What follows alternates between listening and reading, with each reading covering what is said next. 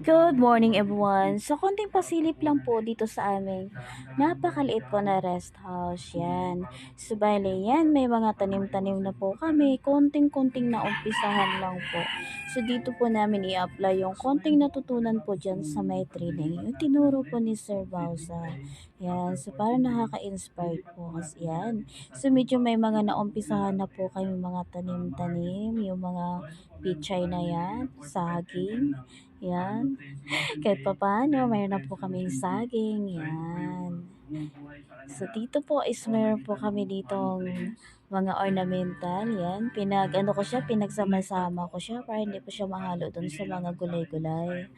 Yan. So, bagay dito sa may kilid siya ng parking. Yan. Diyan ko po siya nilalagay. Ina-arrange ko po muna para pagka magtanim po ako ng gulay, pagka magle-layout na po ako, medyo okay na siya. Yan.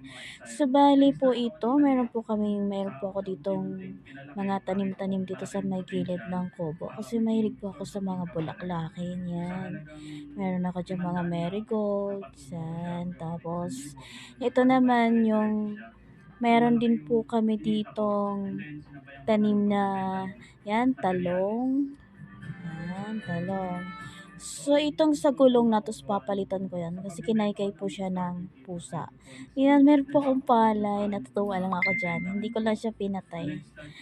Pinalaya ko siyang mabuhayan. Ito papalitan ko yan. Ito, may sili. Tumubo lang din yan. Hindi ko siya pinatay. Nakakatuwa kasi madami na rin siyang bunga. Ayan, meron po kaming grafted na avocado. Ayan, may bayabas. Tapos meron na rin ako patulan. Napakinabangan ko na yan. Ito naman is, ano ba yun? Tawag dun. Galing kasi ng Mindanao yun. Nakalimutan ko yung pangalan. Dito naman meron kaming mais. Yan. Meron na rin akong dragon fruits dyan. Pinagsama-sama ko muna kasi i-arrange ko rin yan. Ito naman, napakaganda niya. Si papayang lalaki. Meron din kaming tree house. Yan. Hindi pa tapos yan. Tree house siya pero wala siyang tree. Charot. Yan, papauso kami para mabawas-bawasan yung lamok. Dito naman sa may bandang likod po ng aming kubo, mayroon po kami dyan ng mga gamot-gamot. Yan, gamot sa aswang, charot. Ayan, meron po kami dyan, tuba-tuba. Tinanim po ni partner. Marami pong sagingan dyan sa likod. Dyan, yung mga saging. Ayan. Maganda po dito sa farm na to kasi hindi po dikit-dikit. Yung nabili po namin ng farm dito, hindi po siya dikit-dikit. Kumbaga, so bali ito po yung pinaka-gate namin. Andito po kami sa Lara Farm. Yan yung may mga rest house po dito.